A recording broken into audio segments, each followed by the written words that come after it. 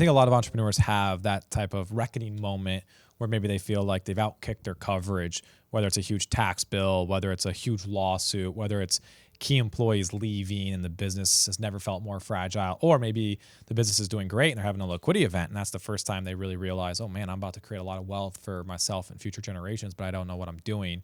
But I think where we like to come into play is and start when we are talking to entrepreneurs who have one of these realizations is to first take stock of where you're at. And to help our entrepreneurs visualize that, we have what we call the wealth mastery matrix.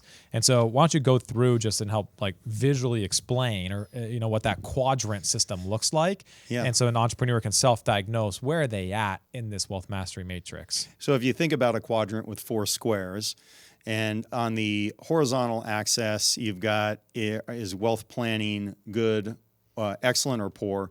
And on the vertical axis, is it hard or easy?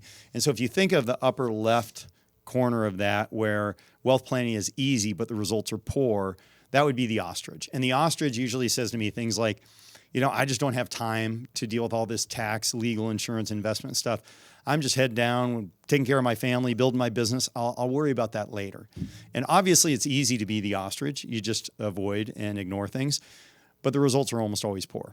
Then if you go in the lower left quadrant, that is the juggler. And it's hard to be the juggler. And just like the ostrich, the results are usually poor. And the juggler will usually say to me things like, gosh, Jim, I've got all these balls in the air. I know I got to try to think about what I can do for taxes, what kind of insurance I need, what kind of legal structure, do I need estate planning, all those different areas that you would be consumed with as the juggler.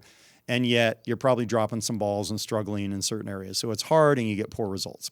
Then if you go to the lower right quadrant, that's where your wealth planning is hard, but it is excellent, the results. And that's the air traffic controller. And just the way you would imagine an air traffic controller, it's hard because you have to pay attention, you have to watch all the flights, you have to make sure nothing's hitting each other.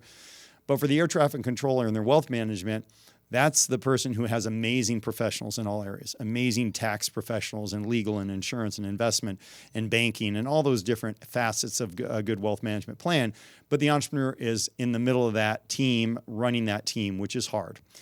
Then ultimately you want to move to the upper right corner, and that's where wealth planning is easy and the results are excellent. And that's the family office structure and what we like to talk about, the fractional family office. And that's where you have amazing professionals in all those areas, but you're not the one that's coordinating. You're not the one holding everyone accountable. You're not the one implementing the vision for the entrepreneur.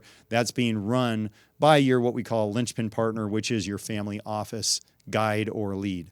Yeah, and I think one important caveat there too is when we're talking about what is the fractional family office, the way that we like to describe it at a high level is the billionaires, the richest and most successful people in the world, and this goes back to J.D. Rockefeller in the late 1880s. He figured out that the best way to protect, manage, and grow his wealth was to build a team of professionals that worked solely for his family. Meaning, think of your tax preparer and tax strategist. Think of your asset protection attorney. Think of your insurance agent, your investment advisor, bill pay, philanthropy. All of that stuff was done in-house by J.D. Rockefeller's team, and he was just floating all of the W-2, right, the wages for there. That created what is called a family office. It's really just an office of professionals working for the family.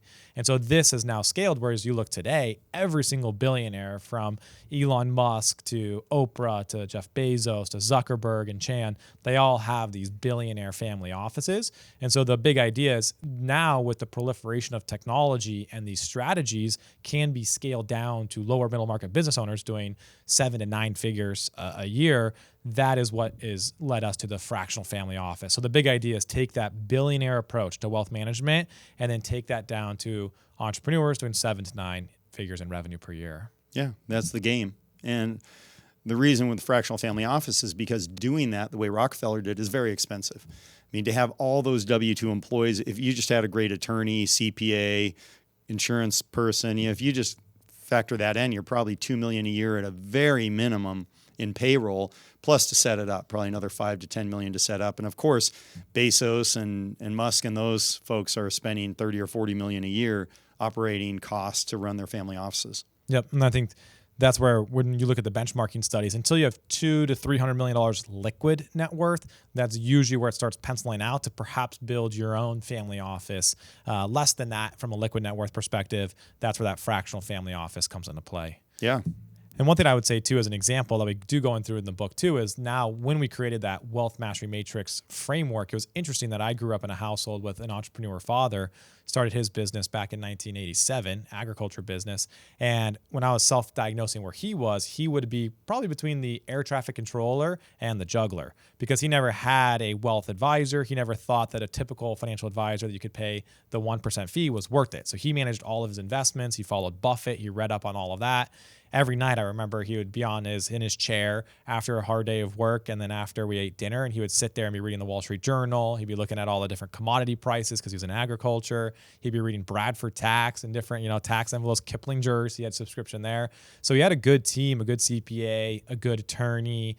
He had all the team around him, but he was for sure in the middle of that wheel. So it's interesting looking back of he achieved great results, but I can't help but wonder about what were the opportunity costs. Yeah. And I think it's like those hours, countless hours, hundreds, if not thousands of hours, could those hours have been reinvested in bettering his health, bettering his relationships, whether it's with my mom, his spouse, or with us as kids, what could be just pursuing hobbies, things he loves. So I think that's the biggest thing, is that when I look back, I think there's an opportunity cost. Yeah. And I think the opportunity cost is in the most valuable thing we all have, which is our time and our energy, because there's no getting that back. Well, and not only that, just the time he would have spent focused on his business to grow his business instead of worrying about all those other things. That's another opportunity cost.